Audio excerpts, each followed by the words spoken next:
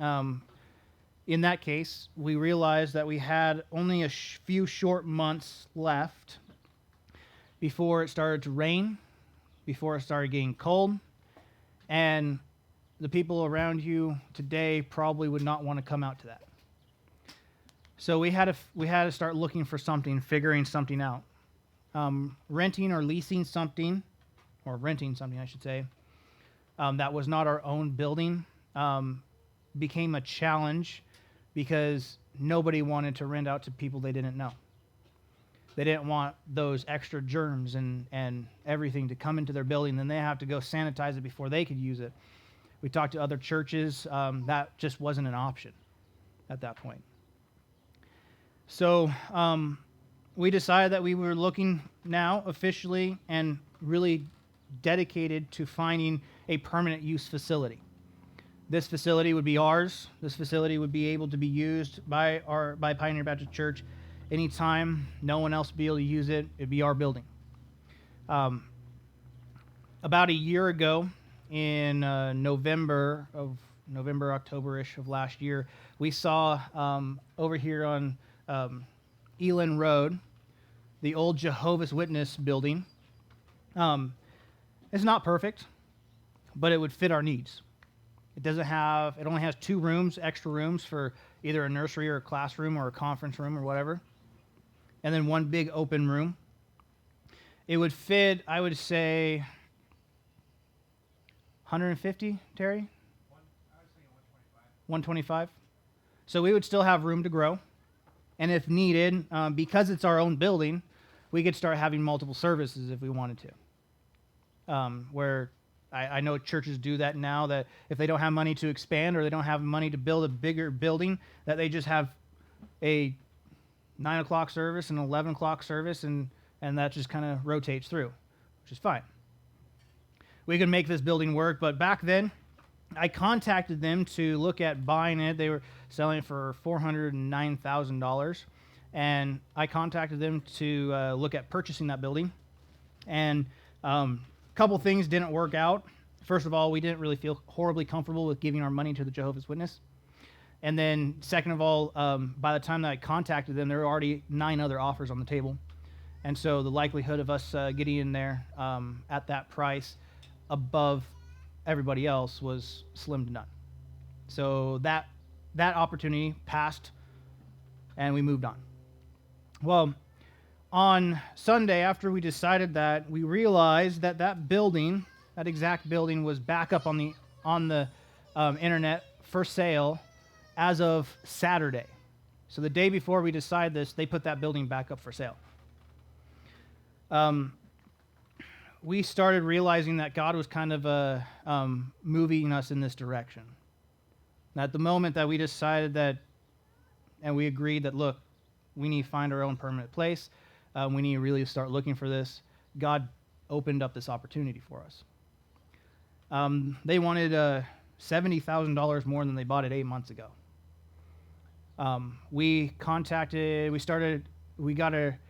We were able to go look at it on, what was it, Tuesday? I think it was Tuesday. We looked it over. The building has been meticulously taken care of. Brand new siding on the outside. There's like hardy plank stuff. Stuff is going to last for 30, 40 years. My brother was able to go yesterday, and we went to look at it again. And he said everything looks like it's in good condition. The roof looks like it's in really good condition. There's only a couple spots that need to be patched up, but that's not pressing right now. It just, we may want to look into it eventually type thing. We checked it over again. We started praying about what we should do. We sent all of our information to a lending company to get pre-approved to make an offer on the building. This was on Tuesday, Wednesday time frame.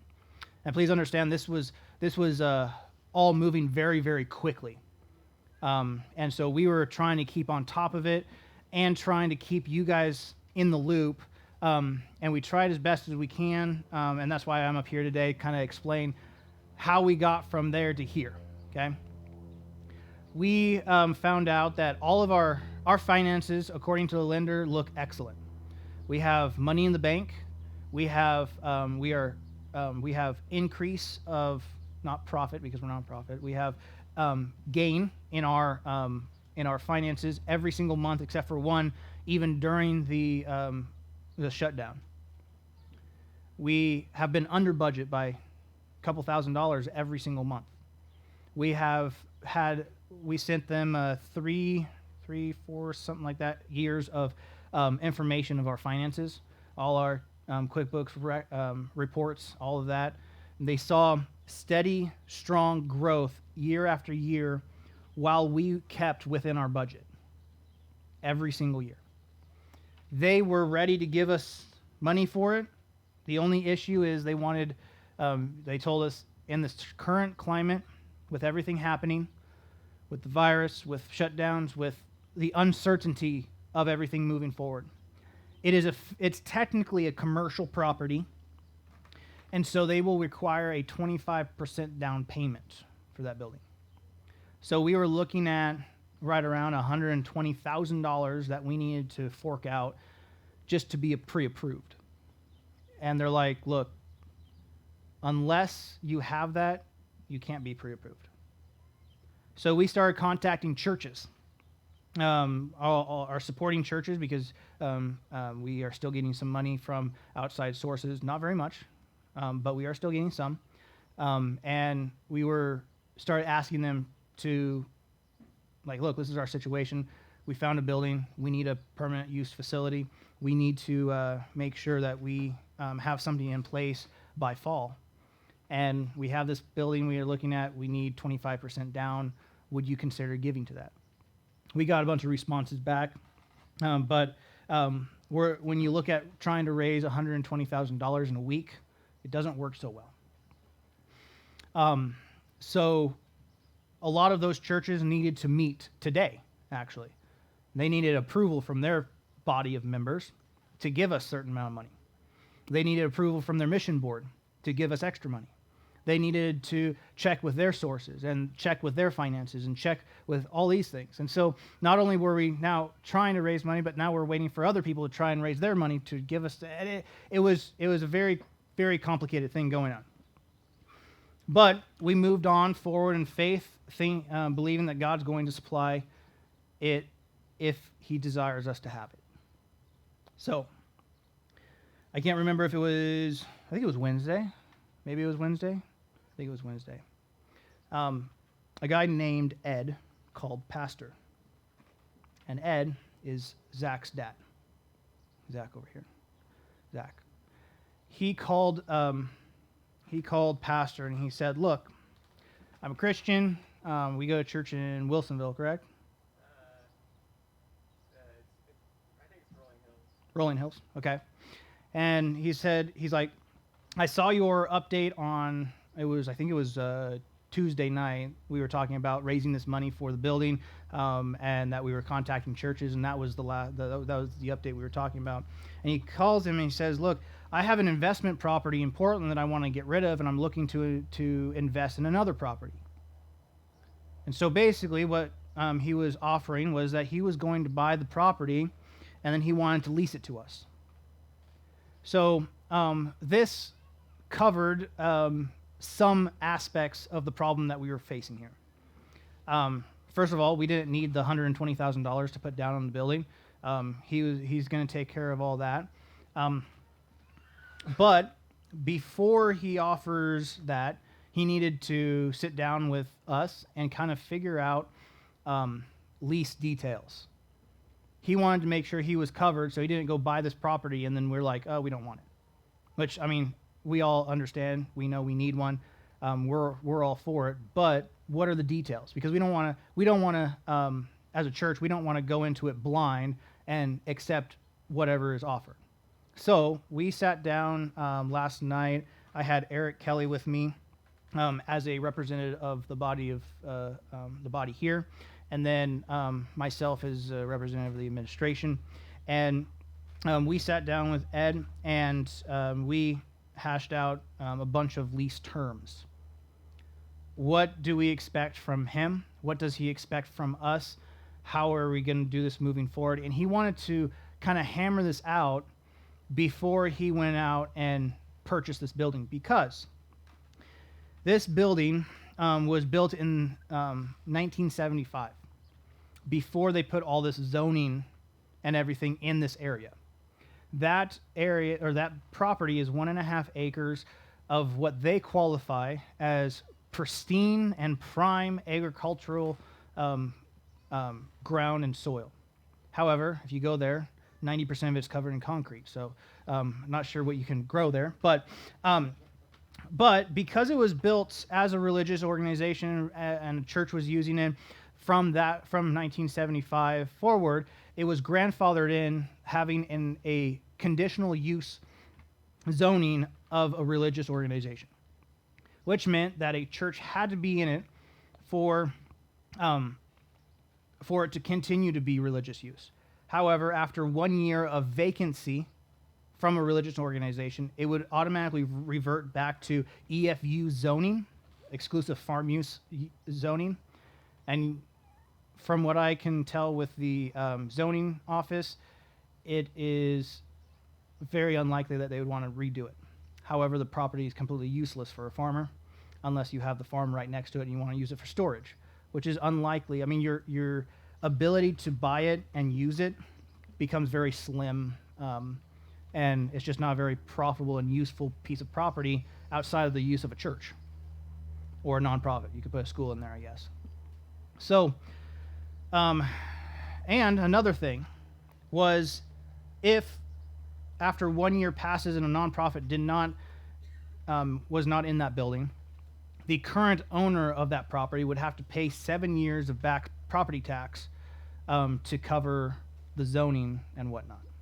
So 7 years, they were looking at over $50,000 that they would have to fork out for property tax because it was nonprofit for so long. So I don't know how that makes sense or how it's fair, but they wanted their cut of whatever. So Ed, we sat down, he wanted to make sure that as an investor, he's a Christian man, however, as an investor, that he was making a smart decision, making sure that we were committed as well as he was committed before he put out the money for it. Because once he bought it, there's only very few people you could sell it to, and after November of this year, there's a $50,000 fee that is associated with it if a nonprofit's not there. So we sat down and we hashed out a lot of terms and conditions, and not all of this is in writing yet.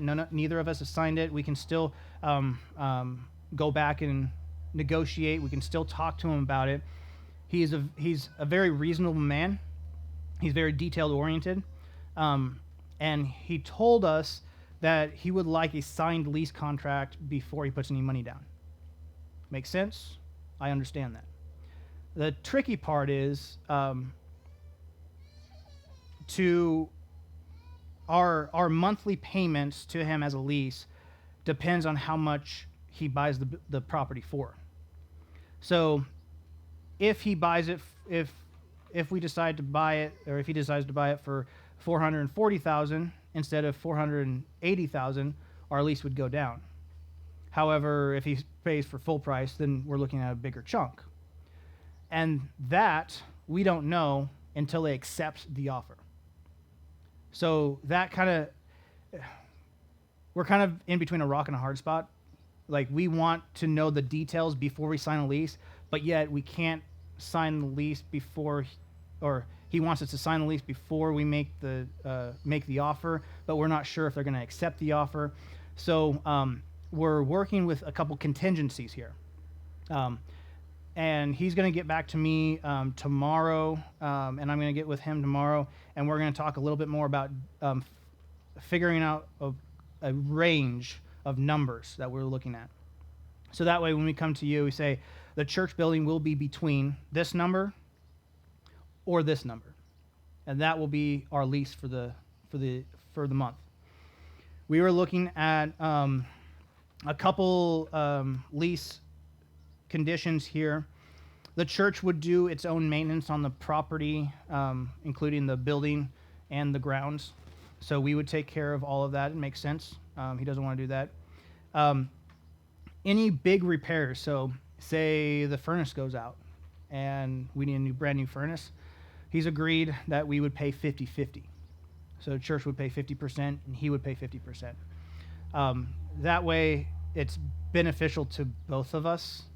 We're not having to fork out the whole amount, and he's not having to fork out the whole amount, and we're able to kind of come to that agreement at 50-50.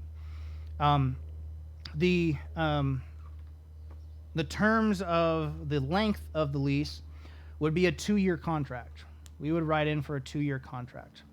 And at the end of 2 years, or 2 months before the end of that contract, we would have the opportunity to review the contract again, make changes with him, negotiate things again with him if we wanted to, sign a new contract for 2 years.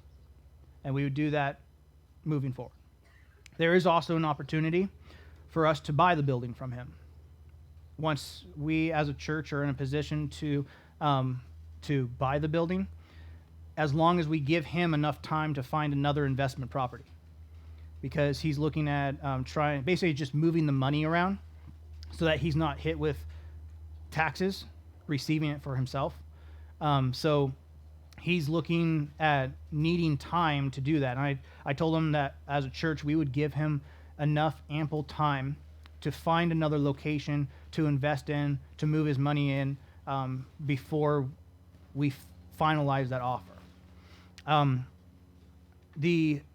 There is a inflation rate increase every year, locked in at 3%. So as the years go on, just like any other lease, you have you're leasing it, and the next year inflation goes up, and it's typically right about 3%. And so every year the lease would increase by 3%.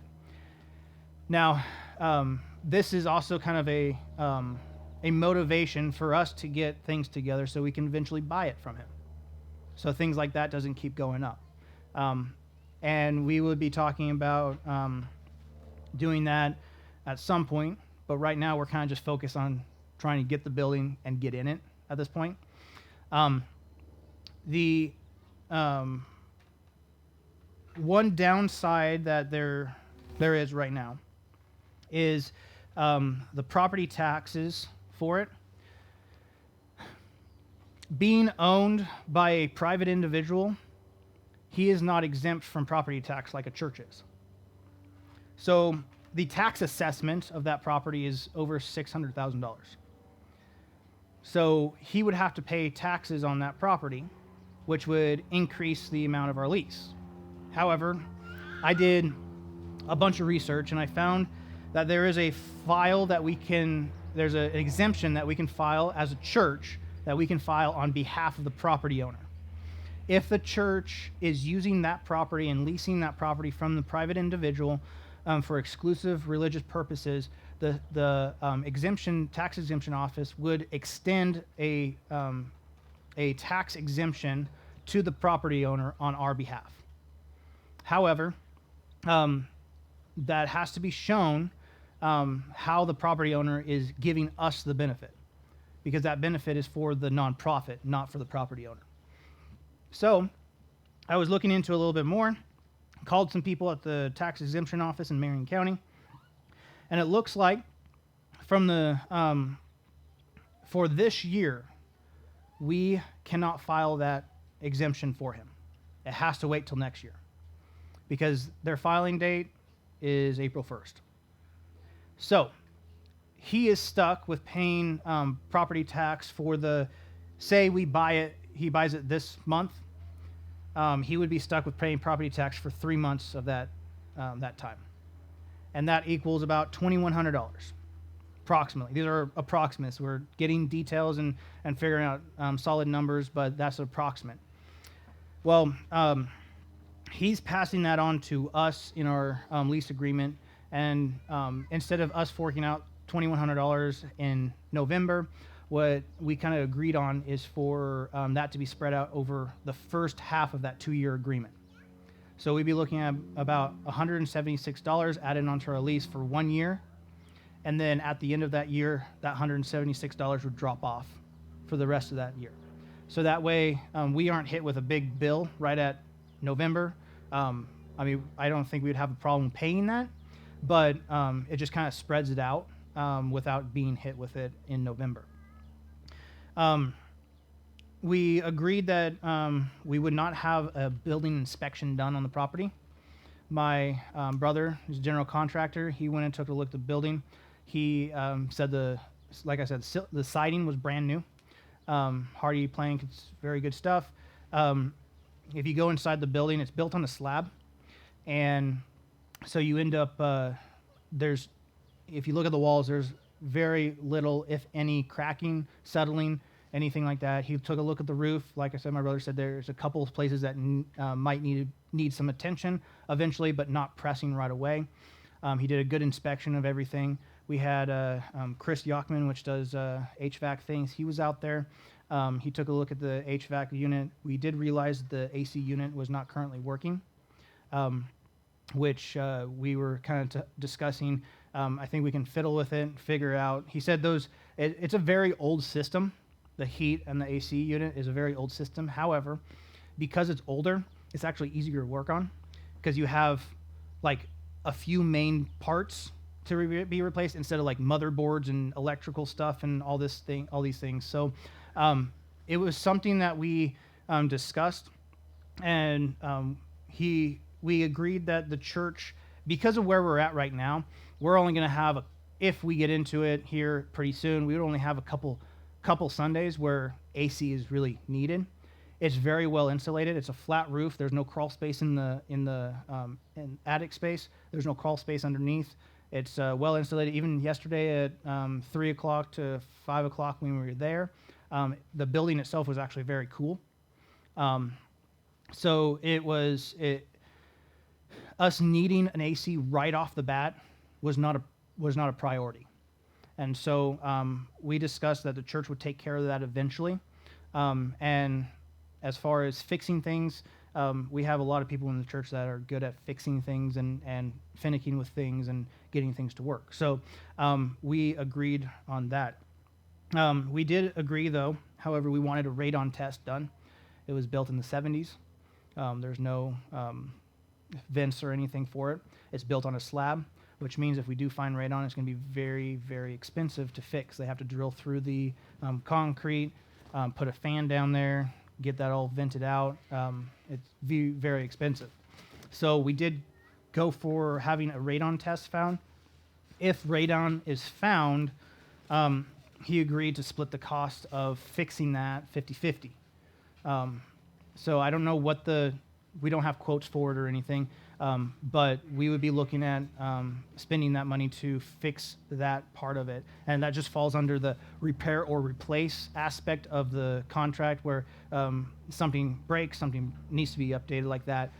It's a 50-50% cost. However, because we're doing that test, if radon is found, we can negotiate the price down or asking price down significantly based on the repairs that would need to be done, which means that if we can reduce the asking price, our lease amount would go down. Even though we still have to pay out money to get the radon fixed, it would still lower our monthly lease rates. Okay. After all that being said, we agreed that he would offer $445,000 for the building. The people before us, we don't know their story. We don't know why they're asking $70,000 more 8 months later than what they bought it for. They put up a chain link security fence with barbed wire on it. I'm assuming that they were using it for storage. And I have kind of a gut feeling that they didn't do their due diligence and they didn't realize that they were not exclusive farm use. And they realized that in November, they couldn't be there. So now they're trying to dump the property. And they're trying to make some money because there's property gains tax. If you sell a property 2 years of not owning the property for less than 2 years, there's property gains tax on the profit of that. So I think they're trying to bump up the price to cover that, to cover the chain link fence, and possibly to give them a little bit of buffer too. So we're going in there at $445,000. Like I said, I don't know what the monthlies are going to be right now. That is something that he is going to be talking to me about tomorrow. He's going to get some numbers together. He has to look at insurance for the property, as well as we have to look for insurance for that property. We have to have renter's insurance, which we already do, but that number has to go up because we were leasing a single room at a community center. Now we're leasing an entire property. So our our renter's insurance is going to go up. I'm going to be also looking for a commercial real estate lawyer to go over this, to go over the contract, make sure everything looks decent, make sure everything looks good before we sign off on it. All of you are more than welcome to look at the contract, to look it over once I get it in my hands. However, please understand that time is a factor here. We don't have time for people to review the contract for a week or 2 weeks and then finally get back to us and decide, oh yeah, that looks fine. We'd be looking at a quick turnaround here so that we can sign off on it so that he can put an offer in and get that taken care of.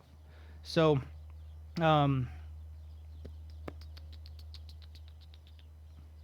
there were other things in the contract as well. He's just trying to cover himself for if we decide to leave in the future and not buy the building from him, that 7 years of back tax would come back to bite him again later on.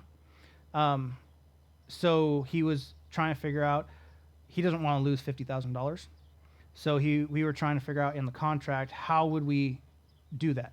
Well, I told him, if we get this building, we will have ability to add to and to change the building as long as it adds property value. He's fine with it.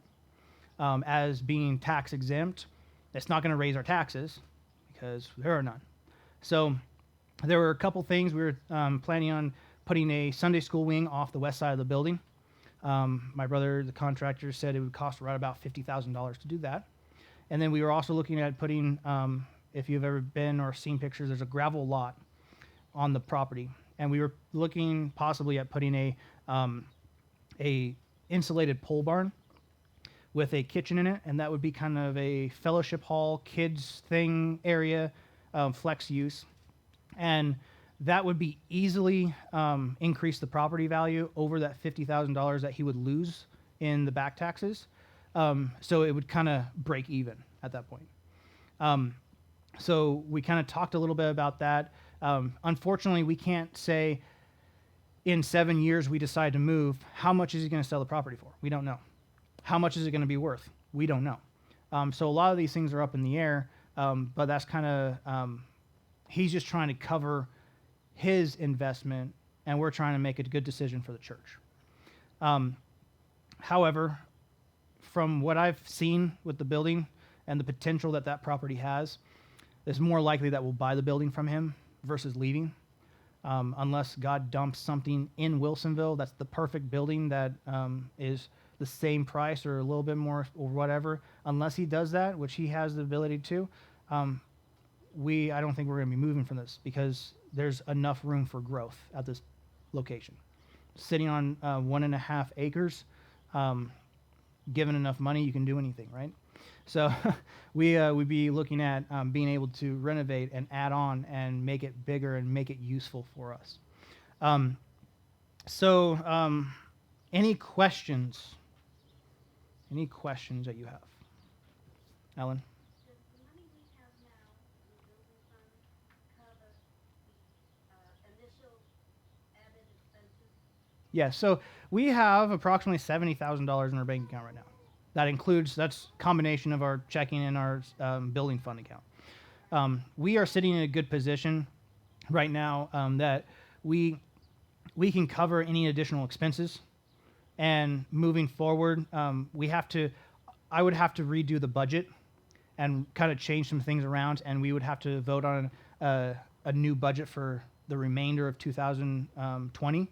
But that's simple things. The budget will probably have to go up a little bit because We will be paying for the electricity. It's on a well, so water's there. The well was tested.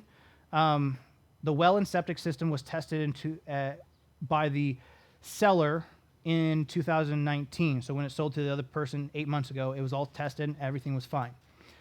They have to test it again because they're selling it, and I'm sure it will test fine. It had a new well pump installed in 2014.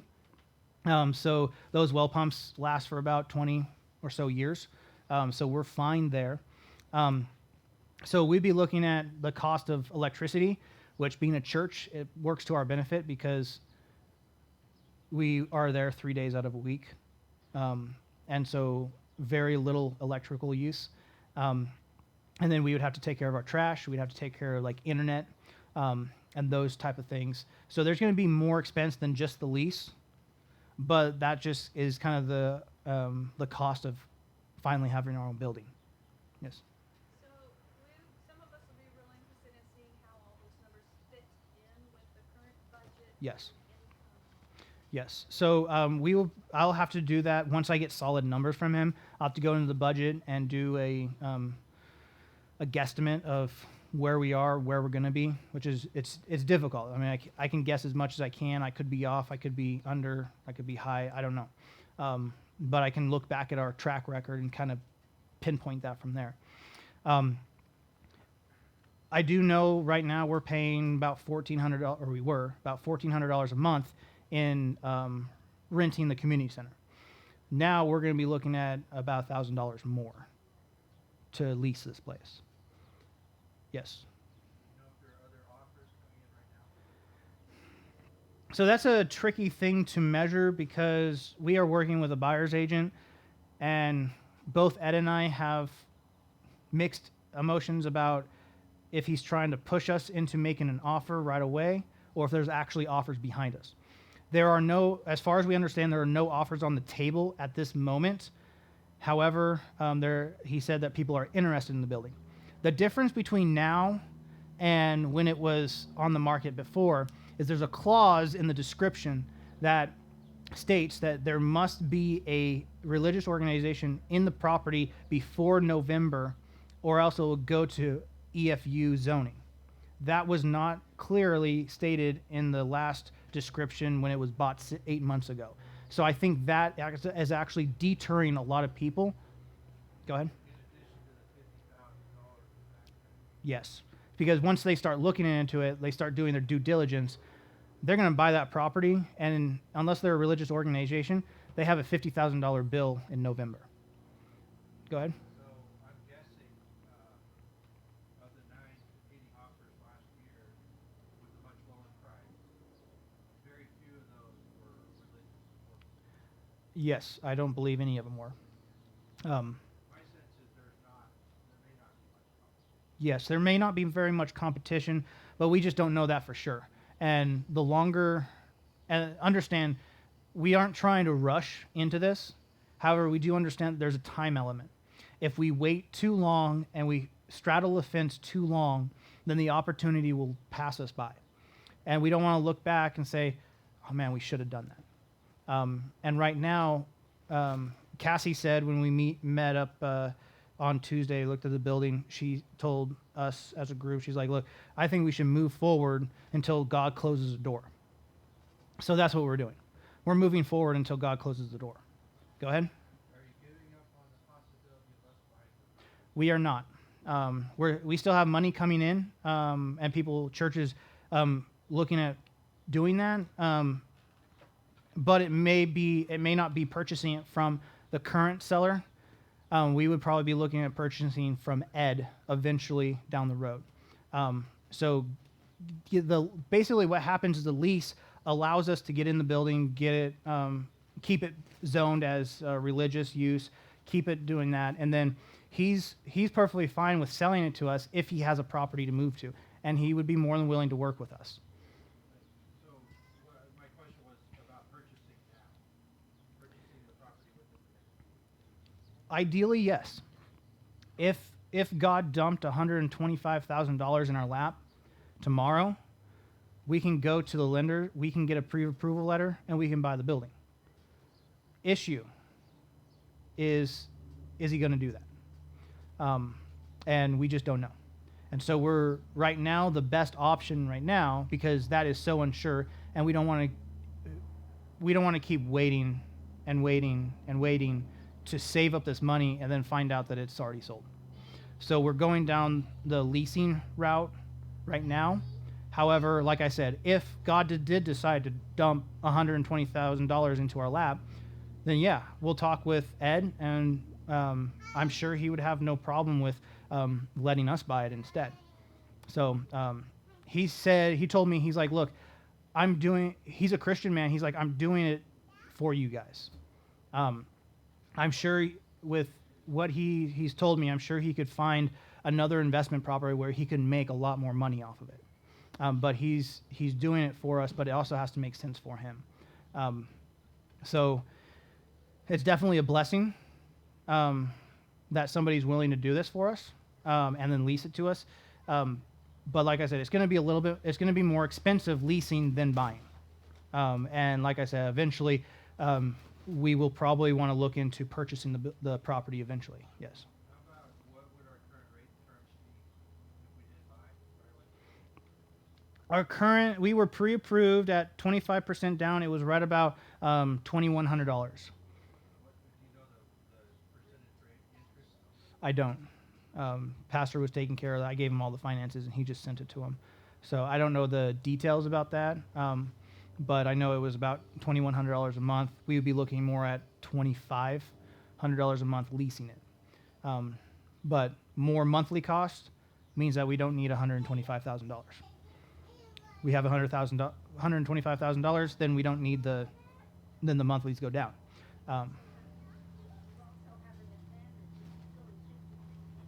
Right. As an added insurance expense. Something went wrong to make up for that. Right. I mean, that's a benefit of leasing is that the property owner will go in 50-50 with us to fix something. So if something costs $50,000, we're only forking out $25,000 for that.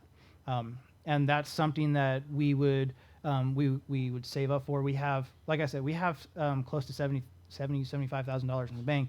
We have a buffer.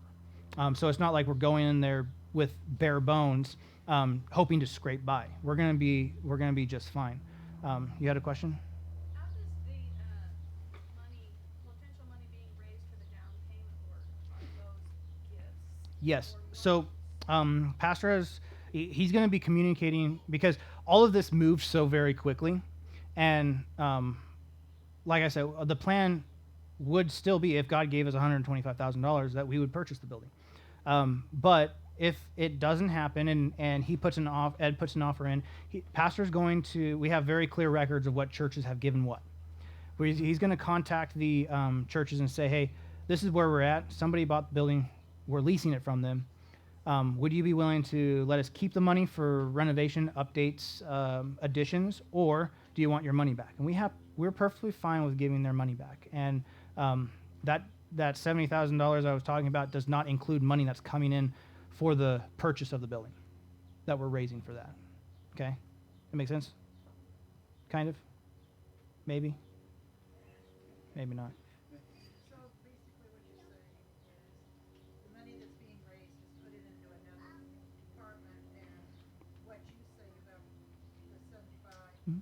is in the checking account, but it does not have the donations or whatever's coming up. Right. So. Two separate accounts. So yeah, so we would handle the money. We would talk to the churches, and we would ask them, "Can we keep the money for renovations, updates, or do you want it back?" That's how we would handle the money. Well, the money being raised for the down payment goes for the down payment. Correct. But like I said, that money, we know exactly who gave what, and we would call each of the churches and say, "Hey, instead of buying the building, we ended up having to lease it because we didn't raise enough money. You gave $2,000. Do you want that money back because we aren't doing a down payment, or would you be willing to let us keep it so we can do updates and additions to the building that we are now leasing?" So I guess the point of my question was, if money is raised for the down payment and we end up buying the property, what happens to those monies that came from elsewhere? Are they loans or?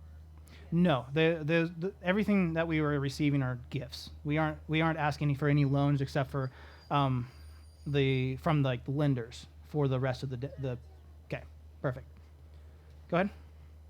I'm a little confused on how much money is being asked when we have 70,000 Hmm. and you're talking 120. Are you asking an additional 50,000 on top of the 70,000? So Or 120? what we don't want to do is we don't want to drain our checking accounts. So we have set aside. We have about $35 or so thousand dollars in our building fund, and we would use that for the down payment. So we would only need to technically raise $90,000. But the 125, that's what I'm talking about, is what they're requiring for a down payment.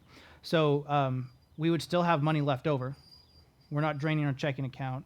We would use that building fund money in addition to the money that we raise, and we would use that as a down payment. Make sense? Okay. Terry? The lender requires at least 6 months reserves in safety. Correct. And we did talk about that. We would need 6 months of reserves, which we are very close, and that would just come into our checking account. We just need to have 6 months, so it would be about $2,100 a month. So we need about $6,600. Or sorry, 12. Yes, 13. So we do need $13,000. So we already have that in our checking account for reserves, because that's what the lender would require. Is we always have that money just in case something happens. We can pull that to pay our mortgage. So that would be that's not a problem. Any other questions, comments, concerns? I'm just gonna say, that's the way the real estate is now. You gotta jump Yeah, real hard. right, You don't have time to do a lot, yeah. right. And there's no question the value of that property is gonna go up. Because we know the, building between Wilsonville and Salem is going to increase over time. Yes, but we can't. And can be. We can't bank on the fact that it's going to increase in value, especially as the use that it has. It's not really valuable to anybody else except for a nonprofit, including right now. Correct. So it's a very limited market, Right. whether it's now or Yeah. So even though property values may raise, but they could also plummet, we could be going. We don't know. We can't speculate that in 5 years the building's going to be worth $1 million when everything's just so unsure right now. Right. And that's a step of faith. That's kind of, Pastor and I we talking last night, and he's like, look, we're basically asking the people of the church to take a step of faith. If we want to grow, if we want to take the next step towards having a building, we have to take a step of faith. And step of faith is scary sometimes. And there's a lot of unsures. But in the past, God's taken care of us. And God's shown us that He will take care of us. And if we do what He wants us to do, if God doesn't want us to have this building, He's going to shut the door. But I don't want to be the one that didn't walk through an open door that God gave us. So what we are talking about today is to clarify things. We are now, yes, if we get $125,000, we want to buy the building. However, right now we are going forward with a lease option with Ed. And we'll be looking at getting some final numbers. We will do worst case scenario if they don't take our offer. And then if they do take our offer, what our lease terms are going to be, like price-wise. Then we will either call you, or if it happens within the next week, we will either call you, or if it can wait till next Sunday, we're going to have a business meeting next Sunday, and we will vote on being able to sign that contract with Ed for the lease, which allows him the comfort and ability to go ahead and go make that offer, knowing that he has somebody in place to lease it from him. Because honestly, you can't lease it unless you're nonprofit or a EFU zone person and interested in that property, and just it doesn't make sense for anybody except for nonprofit. So It's an investment for him.